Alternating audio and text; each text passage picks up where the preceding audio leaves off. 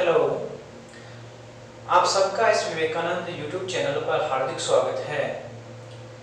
देखिएगा, हमने कल लास्ट क्लास के अंदर फिजिक्स का फर्स्ट चैप्टर था हमारा इलेक्ट्रिक फील्ड, उसको कंप्लीट किया था हमने। उससे रिलेटेड हमारे न्यूमेरिकल्स पे आधारित जो वीडियोज हैं हमने एक पहले भी डाला था, जिसमें हमने मोस्ट इम्पोर्टेंट से न्यूमेरिकल्स की बात की थी और आगे की तो न्यूमेरिकल्स उनकी परिचर्चा हम करते हैं। और सबसे पहला जो न्यूमेरिकल है हमारे बोर्ड पे लिखा हुआ है, देखिएगा, दो कण दिए हुए हैं जिनके द्रव्यमान, जिनके मास स्मॉल m तथा आवेश स्मॉल q है, एक दूसरे से 16 सेंटीमीटर दूरी पर स्थित हैं। दो चार्ज सेपरेटेड हैं, 16 सेंटीमीटर की डिस्टेंस है। यदि वे कोई बल का अनुभव नहीं करे तो Q/m का मान कितना होगा? कि मतलब दोनों ही चार्ज किसी भी बल का अनुभव नहीं कर रहे हैं, नहीं तो इस चार्ज पे कोई फोर्स अप्लाई हो रहा है, नहीं इस चार्ज पे कोई फोर्स अप्लाई हो रहा है। तो हमें बताना है कि इन दोनों चार्जेस की परिमाण, मतलब एक कोई भी चार्ज निवेश है उसका परिमाण और बटे एक का द्रव्यमान का जो अनुपात है Q/m, इसको हम विशिष्ट द्रव्यमान का दर्जा देते हैं, विशिष्ट आवेश का दर्जा देते हैं। हमने सबसे पहले आगे बात भी की थी कि भाई जो आपका Q चार्ज है वो वेलोसिटी पे डिपेंडेंट नहीं होता है, उसके आवेश निश्चलता का हमने नियम पढ़ा था एक कि Q विराम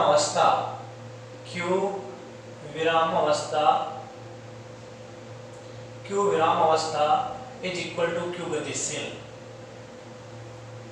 ये हमने पढ़ा था कि जब किसी भी चार्ज को विराम अवस्था में रखते हैं तो उसकी चार्ज की वैल्यू या उसका परिमाण, और Q को जब हम गतिशील करते हैं तब चार्ज की वैल्यू या चार्ज का परिमाण, दोनों में कोई परिवर्तन नहीं आता है।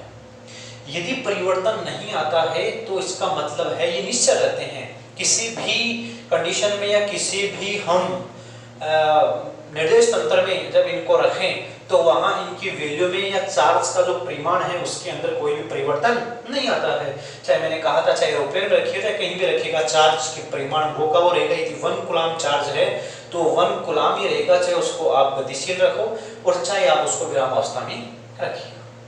अब हमारे पास में मान आया Q/m, ज्ञात कीजिए क्या Q/m। ये जो Q/m जो विशिष्ट आवेश होता है, ये जो विशिष्ट आवेश होता है, ये विशिष्ट आवेश जो है ये निश्चलता का पालन नहीं करता है, क्योंकि इसके अंदर डिवाइडेशन किसका हो रहा है? m से क्यों क्या हो रहा है? डिवाइड हो रहा है। जबकि m जो है वो v पे निर्भर करता है, वेग पर निर्भर करता है, v पर निर्भर करता है। तो वेलोसिटी पे ये निर्भर करता है तो Q/m भी वेलोसिटी पे निर्भर करता है। तो Q/m आवेश निश्चलता का पालन नहीं करता। हमें इसकी वैल्यू फाइंड आउट करनी है, ये अलग से ध्यान में रखना है। आपको ये पूछ लिया जाए कि विशिष्ट आवेश क्या निश्चलता का पालन करता है, तो नहीं करता जी, वो वेलोसिटी के साथ में चेंजेबल होता है। जबकि अकेला चार्ज सदैव निश्चलता का पालन करता है, वो किसी भी निर्देश तंत्र में उसकी वैल्यू में कोई भी चेंजेस नहीं आता है। इस क्वेश्चन में देखिएगा, दो सेपरेट चार्ज, एक Q चार्ज ये है और एक Q चार्ज ये है। इस Q चार्ज का जो मास है वो भी m है, इस चार्ज का मास भी क्या है? m है। दोनों चार्ज 16 सेंटीमीटर की डिस्टेंस पे रखे हुए हैं। इसका मतलब ये हुआ 16 × 10⁻² मीटर। क्यों? क्योंकि 16 के अंदर हमने किसका भाग दिया? 100 का। मीटर में चेंज करने के लिए तो इसको हम ऐसा लिख सकते हैं 16 × 10⁻² मीटर। ओके, क्यों? हम तो ये जानते हैं कि क्यों यदि यहाँ चार्ज है, ये किसी भी प्रकृति का है, ये भी किसी प्रकृति का है, ये समान प्रकृति के हैं, विपरीत प्रकृति के जो भी हैं, इनके बीच में कोई ना कोई फोर्स अप्लाई होगा। परंतु यहाँ कोई फोर्स अप्लाई नहीं हो रहा है। इसका मतलब क्या है कि भाई ये इस पे यदि कोई फोर्स लगा रहा है तो इसका मतलब है इस पे इतना ही गुरुत्वाकर्षण बल विपरीत दिशा में कार्य कर रहा है। यदि इस पर भी कोई बल कार्य नहीं कर रहा है, इसका मतलब यह है कि ये जितना फोर्स इस पे अप्लाई कर रहा है उसकी विपरीत दिशा में इसके ऊपर कौन सा बल लग रहा है? इसके ऊपर गुरुत्वीय बल कार्य कर रहा है। इसका द्रव्यमान कितना है? m। तो इस कंडीशन में हम क्या कहेंगे कि भाई गुरुत्वीय बल, किसी भी एक आवेश की बात करूं, किसी भी एक चार्ज की मैं बात करूं, इसका मतलब है उसके ऊपर जो गुरुत्वीय बल है वो इसके इलेक्ट्रिक फोर्स जो विद्युत बल है उसके क्या होगा, बराबर होगा। यदि ऐसा होगा तो इनके वैल्यू पुट करते हैं, तो वैल्यू पुट कीजिएगा। इसका वैल्यू आप जूनियर क्लास में पढ़ चुके हो, कितना होता है जी m1 m2 upon r square. दो पिंड यदि r डिस्टेंस पे रखे हुए हों, दोनों का द्रव्यमान m1 m2 हो, तो किसी भी एक आवेश पे लगने वाला गुरुत्वाकर्षण बल जो होता है वो होता है जी m1 m2 upon r square. इसी प्रकार हम ये भी पढ़ चुके कूलॉम नियम से कि विद्युत बल का मान होता है k q1 q2 upon r square. दोनों सेम से फॉर्मूले, एक में मास काम में आता है और एक में चार्ज काम में आता है। दोनों में वैल्यू पुट करते हैं तो देखिएगा क्या आएगा, r तो दोनों के अंदर सेम रहेगा, distance between charge, both charge, दोनों चार्ज के बीच में जो जगह है, जो डिस्टेंस है वो कितनी है 16 सेंटीमीटर। ओके, तो ये तो कैंसिल हो गया। m1 m2 mm है तो g m स्क्वायर, ये कितना है k की वैल्यू हम फाइंड आउट लिख सकते हैं, ये निर्वात में है तो 1/4πε0 q1 q2 q स्क्वायर। तो हमें इस वैल्यू किसकी ज्ञात करनी है, हमें q/m की वैल्यू ज्ञात करनी है। तो 4πε0 यहाँ इसके मल्टीप्लाई में आएगा, m स्क्वायर को इस तरह डिवाइडेशन में भेज दें नीचे, तो हमारे पास में आएगा 4πε0 g। इधर क्या आ जाएगा q square upon m square, simple सा है, q square upon m square. इसको सॉल्यूशन करते हैं, यहाँ से q square upon m square बराबर हमारे पास आ गया 4πε0 g और q/m बराबर आ गया हमारे पास में 4πε0 g का अंडर रूट। ये इसका सॉल्यूशन हो गया। आगे यदि आपको अधिकतर तो आपको ये दिया होगा, यदि ये वैल्यू पूछेगा, यदि क्वेश्चन आता है किसी भी कंपटीशन एग्जाम में या आपके बोर्ड क्लास में, तो आपको सिर्फ ये वैल्यू यहाँ तक निकालोगे तो भी राइट है, और यदि ऑप्शन दिए हुए हैं, ऑब्जेक्टिव क्वेश्चन है, तो ये आपको ऑप्शन मिलेगा। यदि ये नहीं दिया तो आंकिक मान दिया हो सकता है, तो आप सबकी आंकिक वैल्यू, न्यूमेरिकल वैल्यू पुट कर सकते हो 22/7 या 3.14। इसकी वैल्यू कितनी होती है आपको पता है 8.85 × 10⁻⁻12। ओके, इसकी वैल्यू कितनी होती है तो 6.67 × 10⁻⁻11। ओके, और सभी वैल्यू इसमें पुट करोगे और इसका मान निकालोगे, तो इसकी वैल्यू जो भी आएगी उसका यूनिट क्या आएगा फिर, तो आप यहाँ से देख लीजिएगा, क्यों आवेश नीचे क्या द्रव्यमान, तो ऊपर तो क्या आएगा निकल के, यहाँ से टोटली आप देखोगे तो एक तो आएगा कूलॉम ऊपर और m का द्रव्यमान कितना हो जाएगा कैसे, तो इसका यूनिट आ जाएगा, वो क्या आ जाएगा कूलॉम पर केजी, सिंपल सा। तो आपको विशिष्ट आवेश की यूनिट पूछ जा सकती है बोर्ड एग्जाम में, तो आप बताओगे कूलॉम पर केजी, क्यों, चार्ज जो है उसका यूनिट है कूलॉम और जो आपका द्रव्यमान है उसका यूनिट है केजी। आपको इसका v में सूत्र भी पूछा जा सकता है, तो आप यहाँ से निकाल सकते हैं। कूलॉम का मैंने 80 बताया आपको और केजी का आप क्या कहोगे m, तो आप ये कह सकते हो 80 और नीचे द्रव्यमान का क्या होता है m, तो आपका फॉर्मूला हो जाएगा v में सूत्र हो जाएगा m0 L0 T1 और E1। ये ओके, तो अगले क्वेश्चन की हम बात करते हैं, देखिएगा। हाँ देखिएगा, आगे वाला क्वेश्चन जो सेकंड नंबर क्वेश्चन है हमारा वो है कि हाइड्रोजन परमाणु में r त्रिज्या की कक्षा में एक इलेक्ट्रॉन नाभिक के चारों ओर चक्कर लगाता है, इनके मध्य कूलॉम बल F सदिश ज्ञात कीजिए। ये क्वेश्चन भी पीएमटी के अंदर पूछा गया है कई बार और पूछा जा सकता है नेक्स्ट एग्जाम्स में, और सीनियर क्लास के लिए भी बहुत इंपॉर्टेंट है, अन्य एग्जाम के लिए भी। देखिएगा, हाइड्रोजन परमाणु की बात करते हैं तो हम क्या जानते हैं कि हाइड्रोजन परमाणु जो है उसके नाभिक में एक प्रोटॉन है, एक क्या है प्रोटॉन, और उसकी कक्षा में एक इलेक्ट्रॉन क्या लगा रहा है, चक्कर लगा रहा है। जानते हैं एक इलेक्ट्रॉन होता है और नाभिक में क्या होता है, इसके एक प्रोटॉन होता है। ओके, तो यदि ऐसा है, यदि इसकी डिस्टेंस मतलब त्रिज्या, ये कह रहे हैं ना हाइड्रोजन परमाणु में r त्रिज्या की कक्षा में एक इलेक्ट्रॉन कैसे लगाता है, चक्कर लगाता है। इसका मतलब सेंटर जहां प्रोटॉन स्थित है और इलेक्ट्रॉन यहां चक्कर लगा रहा है, इसके बीच में रेडियस कितनी है इनकी r, ये डिस्टेंस इनके बीच की कितनी है r। तो वही कूलॉम नियम के अनुसार हम जानेंगे कि इसके बीच में फोर्स कितना होगा। सबसे पहले ये जान लेना आवश्यक है कि इस पर चार्ज जो है प्रोटॉन पे आवेश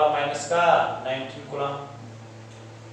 तो फोर्स कितना होगा कूलम के नियम के अनुसार हम जानते हैं F सदिश is equal to K Q1 Q2 upon R square. Okay, direction क्या होगी? सबसे पहले इंपॉर्टेंट होगी डायरेक्शन की। देखिएगा, हम यदि ऐसा कहते हैं कि प्रोटॉन इस पे कितना फोर्स अप्लाई कर रहा है या इलेक्ट्रॉन इस पे कितना फोर्स अप्लाई कर रहा है, किस डायरेक्शन में कर रहा है। ओके, यदि मैं ये कहता कि प्रोटॉन इस पे कितना बल लगा रहा है, तो हम जानते हैं कि दो विपरीत आवेश, क्योंकि ये धनावेश है ये ऋणावेश है, तो दोनों के बीच में एक अट्रैक्शन फोर्स पर आकर्षण बल कार्यरत होगा। और आकर्षण बल कितना होगा, तो हम देख पा रहे हैं कि ये जो आकर्षण बल इस पे लगाएगा तो अपनी तरफ लगाए खींचेगा। इसका मतलब प्रोटॉन द्वारा इस पे बल r के विपरीत दिशा में, r कौन सी होगी, r के डायरेक्शन इधर होगी। r के डायरेक्शन क्या है, ये है। इसका मतलब है r के विपरीत दिशा में कार्य करेगा। यदि मैं यहाँ बात करूंगा तो इधर वाला बल इस पे, ये इस पे कितना लगा रहा है, तो ये अपनी तरफ खींचेगा, इसको आकर्षण बल कार्य करेगा। तो इसका मतलब इस फोर्स की डायरेक्शन किसकी तरफ होगी, r की तरफ होगी। ठीक,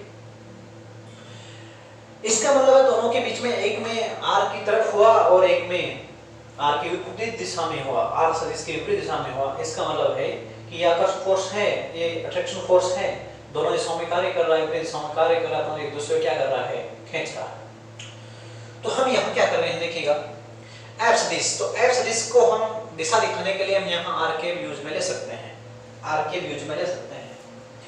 सदैव याद रखना, जब भी कोई अट्रैक्शन फोर्स काम में आ रहा है, जब भी कोई अट्रैक्शन फोर्स काम में आ रहा है, यदि कोई दो कोई चार्ज विपरीत प्रकृति के हैं, तो सदैव याद रखना उसकी वैल्यू जो है, यदि आपको इतना पूछ ले कि उन दोनों आवेशों के बीच में कूलम्ब बल कितना होगा, तो सदैव याद रखना वो निगेटिव में ही लिखा जाएगा, क्योंकि ऋणात्मक चिन्ह सदैव आकर्षण को प्रदर्शित करता है। ऋणात्मक चिन्ह किसको प्रदर्शित करता है, आकर्षण को प्रदर्शित करता है। ओके, तो देखिएगा F सदिश इज इक्वल टू माइनस किसको शो करेगा, किसको शो करेगा, ये आकर्षण को शो करेगा। या तो आप ये कह सकते हो कि Q1 की चार्ज पॉजिटिव वैल्यू, Q2 का चार्ज नेगेटिव वैल्यू। जब आप यहाँ पुट करे हो, कौन आएगा बाहर, नेगेटिव। या फिर आप इसके द्वारा देखोगे कि ये जो है ये जो प्रोटॉन है, इसके ऊपर किस दिशा में बल लगा रहा है, अपनी विपरीत दिशा में बल लगा रहा है, तो यहाँ से भी कौन सा साइन आएगा, माइनस का साइन आएगा। तो आपके पास में आकर्षण को दर्शाने के लिए आएगा के की वैल्यू आप जानते हो, ऐसे रहने दो, के का एक बार के 9 × 10⁹ होता है, इसकी वैल्यू पुट कर सकते हैं। Q1 की वैल्यू कितनी आएगी, उसके ऊपर चार्ज कितना है, E का बराबर, इस पे चार्ज कितना है, E परिमाण में इतना है, दोनों पे परिमाण में चार्ज क्या है, बराबर है, और R के डायरेक्शन होगी R स्क्वायर।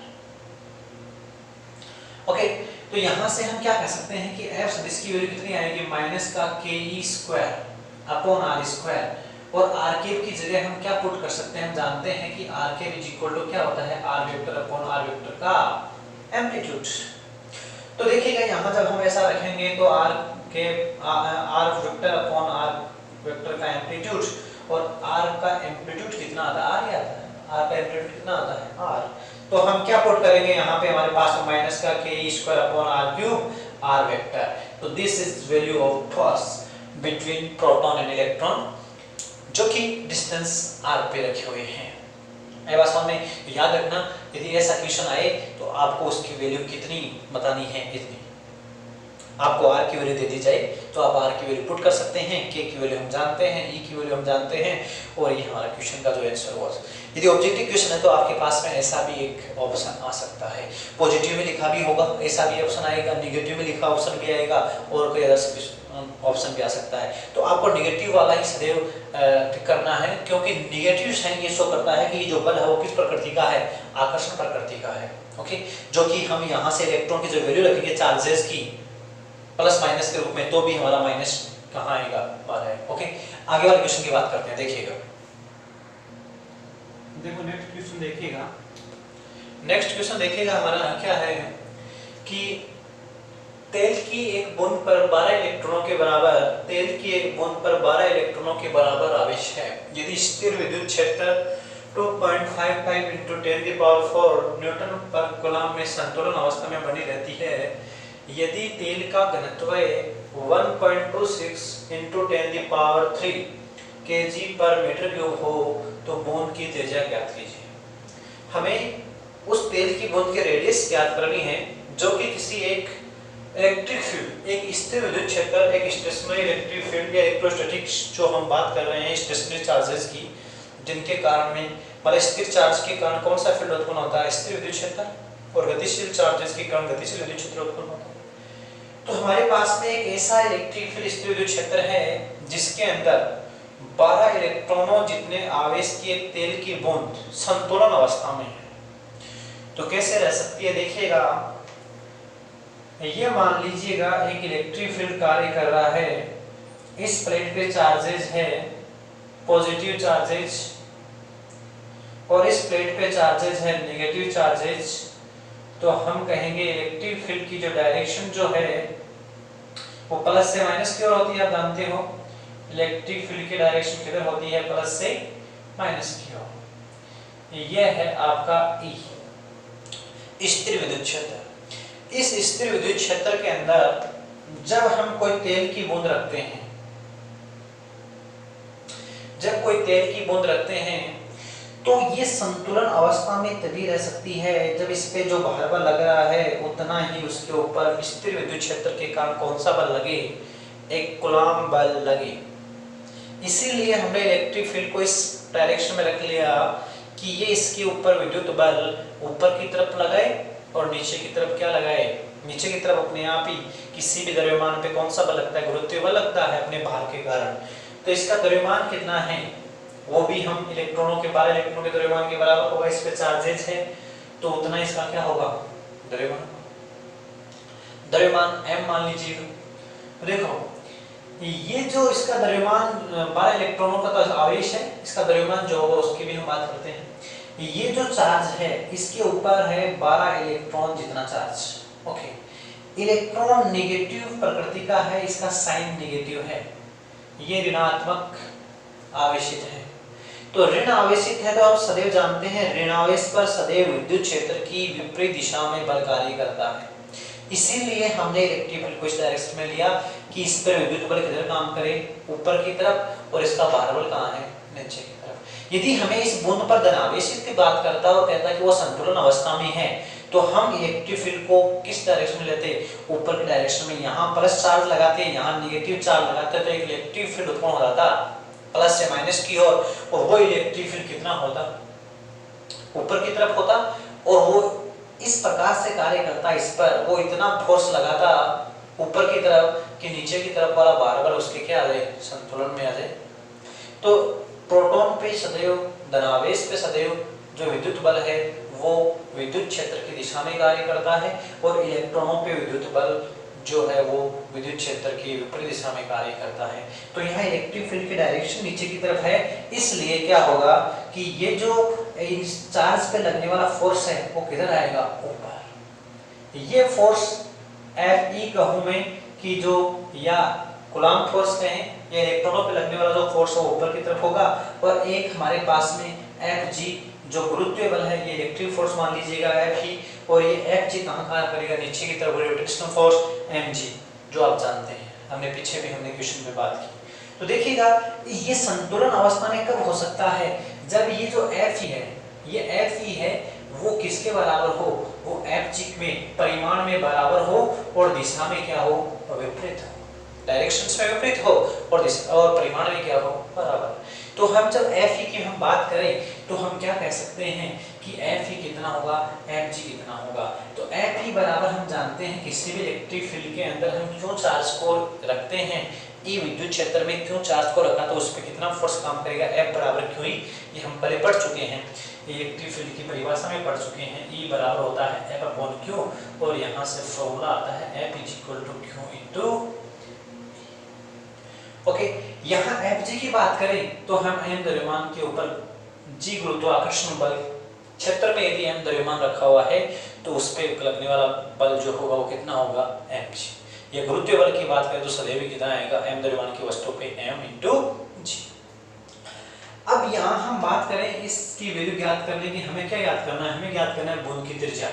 तो बूंद की त्रिज्या कहाँ से आ सकती है? तो हम देख रहे हैं यहाँ पे अलग अलग क्वांटिटी रहते हैं। क्यों? चार्ज कितना है? तो हम देख रहे हैं 12 इलेक्ट्रॉन के बराबर। मैं सबकी वैल्यू रख देता हूँ। क्यू कितना होगा यहाँ? तो क्यू का फॉर्मूला हम जानते हैं, क्यू बराबर होता है एन ई, एन इलेक्ट्रॉन के चार्ज के बराबर। तो यहाँ कितने इलेक्ट्रॉन हैं? 12 इलेक्ट्रॉन हैं, तो 12 ये हो जाएगा। काम कंप्लीट हुआ ये। तो दूसरा इलेक्ट्रिक फील्ड, इलेक्ट्रिक फील्ड की वैल्यू हमें दे रखी है। इलेक्ट्रिक फील्ड की वैल्यू कितनी है? 2.55 × 10⁴ न्यूटन पर कूलम। एम द्रव्यमान नहीं दे रखा, तो हम जानते हैं क्योंकि घनत्व है रो इज इक्वल टू द्रव्यमान बटे आयतन। तो यहाँ से हम द्रव्यमान की वैल्यू कितनी निकालते हैं? Rho into we. Rho into कितना आएगा? वी। तो रो की जो वैल्यू आपके पास में है वो आपको दी हुई है, ये रहा। रो कितना हमारे पास में? तेल का घनत्व, तेल की जो बूंद है उसका घनत्व कितना है? ये दिया हुआ है। ओके, तो तेल की बूंद का घनत्व में दिया हुआ है। आयतन कितना होगा? तो हम मान लेते हैं कि इसकी रेडियस जो है वो कितनी है? आर है।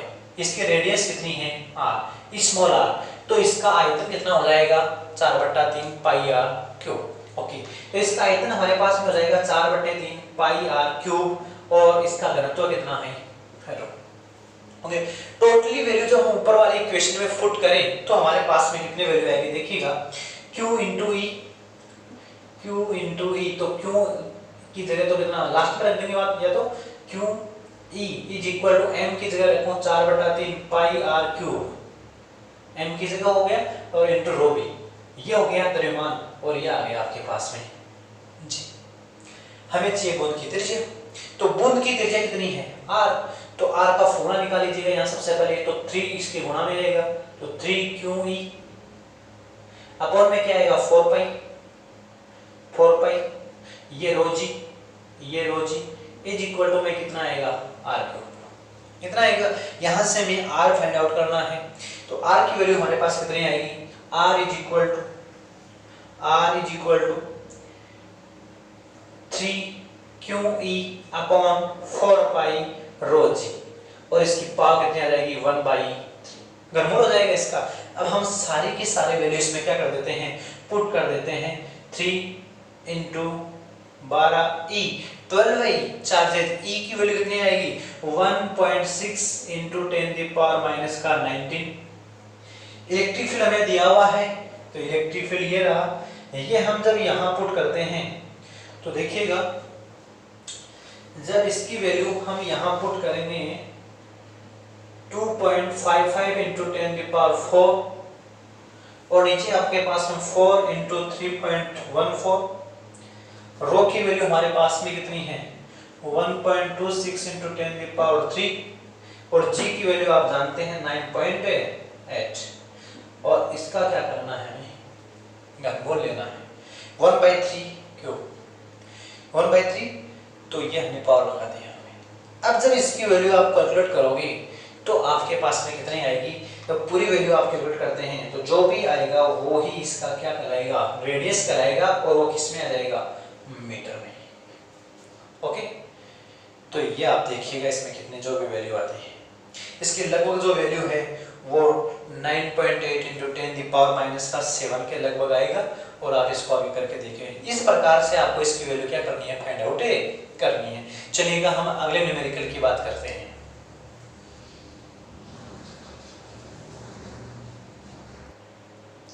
देखिएगा, आगे क्वेश्चन जो हमारा है वो बोर्ड पे लिखा हुआ है। इंपॉर्टेंट क्वेश्चन है, इससे रिलेटेड हम 3-4 क्वेश्चनों को एक साथ सॉल्यूशन करेंगे। और देखिएगा, सबसे पहले भुजा ए वाले एक समबाहु त्रिभुज के शीर्ष ए और बी पर समान आवेश क्यों है? स्मॉल क्यों है? त्रिभुज के बिंदु सी पर विद्युत क्षेत्र का परिमाण ज्ञात कीजिए। हमें एक समबाहु त्रिभुज दिया हुआ है। सबसे पहले मैं इसी क्वेश्चन की बात करता हूँ, उसके बाद में हम इससे रिलेटेड 2-3 क्वेश्चनों की और भी बात करते हैं। देखिएगा, इसके सॉल्यूशन में एक समबाहु त्रिभुज हमारे पास में, सपोज कीजिएगा कि उसकी जो साइड्स हैं, भुजाएं हैं, वो आपको ए दी हुई है, स्मॉल ए। ये मान लीजिएगा उसका पॉइंट ए है, ये बी है, ये सी है, ये इसके वर्टेक्स दिए हुए हैं। इस ए और बी पर 2 चार्जेस रखे गए हैं। इस चार्ज की वैल्यू भी क्यू है और इस चार्ज की वैल्यू भी क्यू है। हमें पूछा है इन दोनों चार्जेस के कारण इस समबाहु त्रिभुज के शीर्ष C पर इलेक्ट्रिक फील्ड की वैल्यू कितनी होगी। तो सबसे पहले हमें इस समबाहु त्रिभुज की जो मूल जो बातें हैं या इसकी गुणधर्म्स हैं जो उनको याद रख लेना आवश्यक है। क्या प्रॉपर्टीज है देखिएगा। समबाहु त्रिभुज की तीनों भुजाएं समान होती हैं और इनके एंगल कितने कितने के होते हैं 60 डिग्री। ओके, अब देखिएगा, अब क्यू ने इस पे फोर्स लगाया, क्यू ने इस यहाँ पे इलेक्ट्रिक फील्ड लगाया E1 इस डायरेक्शन में, इस क्यू ने भी इलेक्ट्रिक फील्ड लगाया इसके इस बिंदु पर E2, ये इलेक्ट्रिक फील्ड इसके कारण आया, ये इलेक्ट्रिक फील्ड इसके कारण आया। हम देख पा रहे हैं कि यहाँ 60 डिग्री एंगल है तो इस यहाँ भी कितना एंगल होगा 60 डिग्री एंगल होगा। ये एक शीर्षाभिमुख कोण होंगे दोनों। तो हमें पता है कि इन दोनों का जो परिणामी होगा, जो इन दोनों का परिणामी होगा इस C पर टोटली इलेक्ट्रिक फील्ड आएगा। E1 और E2 का रिजल्टेंट ही यहाँ पे इलेक्ट्रिक फील्ड होगा। तो कितना होगा, यदि कोई भी दो सदिश राशियां, कोई भी दो वेक्टर क्वांटिटी किसी भी एंगल थीटा पर स्थित हैं तो उनका एम्पलीट्यूड की बात मैं पहले भी कर चुका हूँ। R = √p² + q² + 2pq cos theta. Force की बात करते हैं तो F1 F2, यहाँ E1 E2 की बात करें तो E1 E2 आ जाएगा। क्या आ जाएगा, रिजल्टेंट इलेक्ट्रिक फील्ड का परिमाण E √E1² + E2² + 2E1 E2 cos theta. तो यहाँ E1 देखो, ये भी देखिएगा दोनों चार्ज सेम है और दोनों की यहाँ से डिस्टेंस इस बिंदु से सेम है तो दोनों के कारण इलेक्ट्रिक फील्ड की वैल्यू क्या आएगी, समान आएगी। तो हम ये भी कह देते हैं कि चूंकि E1 सदिश का परिमाण E2 सदिश का परिमाण क्या आएगा, बराबर, इक्वल आएगा, बराबर आएगा। ओके, तो यहाँ हम इसको E मान लिया जाए और इसको लिख दे E नेट। ओके, तो E मान लिया जाए तो हम यहाँ E1 E2 की जगह क्या पुट करेंगे E, तो देखें E² + 2E cos 60 डिग्री और यहाँ से देखो E² तीनों में से कॉमन आ रहा है, ऐसा कर लो, s की वैल्यू रखिए उसके बाद में हल कर लीजिएगा। देखो E² + C² कितना हो गया 2E² cos 60 डिग्री की वैल्यू कितनी होती है 1/2। ये आपके त्रिकोणमितीय जो आपकी सारणी है वहां से प्राप्त हो। याद रखना है, एक दिन हम ट्रिगोनोमेट्री से संबंधित जो भी हमारे फिजिक्स के संबंधित जो भी मैथमेटिकली फॉर्मूले हैं, जो ट्रिगोनोमेट्री से रिलेटिव हैं, जो वेक्टर्स से रिलेटेड हैं, उनकी हम एक क्लास में बात करेंगे, उसमें आप अच्छे से समझ सकते हैं। 2 से 2 क्या हो गया, कैंसिल हो गया, तो E² यहाँ 1 है, यहाँ 2 है, तो कितना हो गया 3E²। यहाँ हम इसको क्या ले सकते हैं √3 और E को हम बाहर ले सकते हैं क्योंकि E² का वर्गमूल E हो जाएगा। ओके, हमारे पास में इलेक्ट्रिक फील्ड E नेट की वैल्यू आ गई। ये हमें यहाँ पूछा कि इलेक्ट्रिक फील्ड की वैल्यू कितनी आएगी, तो हमें इलेक्ट्रिक फील्ड E की वैल्यू भी हमें पता होना चाहिए। E का मान कितना है, E नेट मतलब C बिंदु पर इलेक्ट्रिक फील्ड की वैल्यू हमारे पास आ चुकी है, जबकि आपको E की वैल्यू में पूछो तो कितना आएगा, मतलब इस E1 E2 इसके कारण इलेक्ट्रिक फील्ड कितना आया। तो आप क्या कहोगे कि हम जानते हैं इलेक्ट्रिक फील्ड E बराबर होता है K/R²। यहाँ K रहेगा, क्यों, क्यों चार्ज, एक चार्ज के कारण यहाँ विद्युत क्षेत्र, क्यों, तो क्यों ही रहेगा। R², तो यहाँ की डिस्टेंस कितनी है A, तो A² हो जाएगा। तो यहाँ जब मैं ये वैल्यू रखूं तो C बिंदु पर जो नेट इलेक्ट्रिक फील्ड जो है वो कितना होगा, E नेट होगा √3 KQ, इसकी वैल्यू रखा A² और √3। ये लो जी, ये इलेक्ट्रिक फील्ड की क्या आ गई आई बात समझ। तो इस प्रकार से आप हम बता सकते हैं कि यहाँ इलेक्ट्रिक फील्ड जो होगा वो इसका इन दोनों के बीच से जाएगा इस डायरेक्शन में, E नेट इधर होगा। हम ये भी बता सकते हैं कि ये इससे कितना एंगल बना रखा है, इसने इससे कितना एंगल बना रखा है। हमने एक फॉर्मूले की पहले भी बात की थी आपके पास में, मतलब tan अल्फा, जब ये दोनों एंगल देखो, ये E1 और E2 दोनों का परिणामी इधर जा रहा है E वेक्टर, इनके बीच में एंगल है मान लीजिएगा थीटा। ये E2 के साथ में कितना एंगल बना रहा है या ये परिणामी E1 के साथ कितना एंगल बना के जा रहा है, हम बता सकते हैं। उस एंगल की जब हम बात करें या ऐसा आपको पूछ सकता है कि ई की डायरेक्शन क्या होगी, तो हम ये बता सकते हैं कि E2 से इतने एंगल पर होगी, E1 से इतने एंगल पर इनका परिणामी जाएगा, इनका रिजल्टेंट जाएगा। तो उसको यदि हम अल्फा मान के चले, मैंने मान लिया कि वो E2 के साथ या E1 के साथ, इसी के साथ में कितना एंगल बनाता है, E1 एंगल बनाता है। या मैं ये कहूं कि ये मान लीजिएगा कोई P सदिश P वेक्टर है, ये Q वेक्टर है, इनके बीच में एंगल थीटा है और ये है परिणामी इनका R रिजल्टेंट है। ये इससे अल्फा एंगल बना रहा है, मतलब इसकी दिशा जो है वो P से कितने डिग्री एंगल पे है, अल्फा डिग्री एंगल पे है।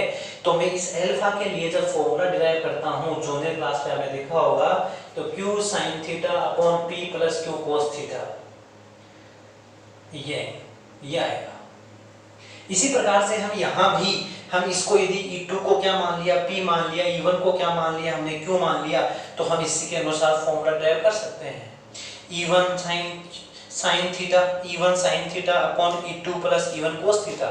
जब यहाँ आप थीटा की वैल्यू पुट करोगे तो आपके पास में अल्फा की वैल्यू आएगी, और वो अल्फा की वैल्यू आपको ये बताएगी कि इसकी डायरेक्शन किधर होगी, इसके कारण जो लगने वाला इलेक्ट्रिक फील्ड है इससे कितना किधर लगेगा, कितना किधर लगेगा, या इसके कारण जो उत्पन्न इलेक्ट्रिक फील्ड है, इसके कारण जो उत्पन्न इलेक्ट्रिक फील्ड है उससे वो कितने डिग्री पर होगा परिणामी विद्युत क्षेत्र, तो वो हम यहाँ से फाइंड आउट कर सकते हैं।